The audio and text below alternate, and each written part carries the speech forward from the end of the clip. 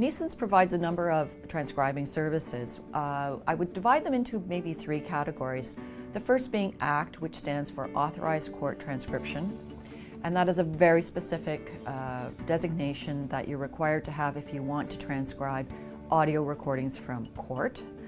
We have legal transcription that we perform, so for example, police statements or 911 calls, that sort of thing.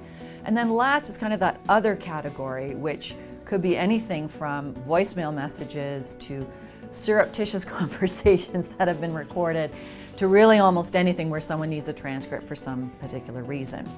We take transcription as seriously as we do the court reporting, that we try to do the very best job we can, sometimes under very difficult circumstances because recordings are not the best at times, and we want to make sure clients know beforehand that if it's a really bad tape that it's going to take a lot more time to do than something that's regular.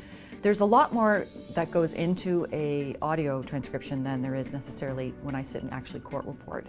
It's quite a different process. Every community, every area has its own slang. So imagine if I were to take a transcribe something from Newfoundland, from a really born and bred Newfoundlander. That might be difficult for me, but at least I have some context for it. Imagine sending that to India. They would have no context for understanding this kind of dialects that we bring into our everyday English language. Another thing you have to think about is privacy. Where is your transcript? Who has access to your transcript? For example, if you sent your transcript down to the United States to be transcribed, it could be subject to the Patriot Act. Someone else could be looking at this transcript. So these are just a few of the factors you want to take into account when deciding where you want to have your matter transcribed. I personally vet every single person that we allow to do ACT work. Legal work is complicated.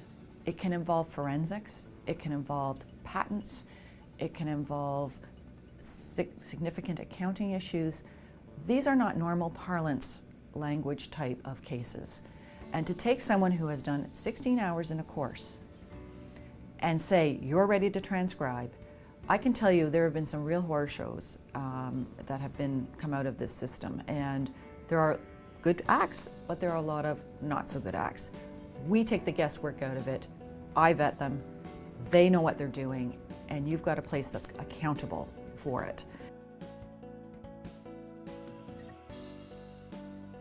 We want to make sure that you've got all the tools available, just as if you were using our regular court reporting services. We think that's important. As well, we also can host your transcripts online in our secure repository. So they're available to you 24/7.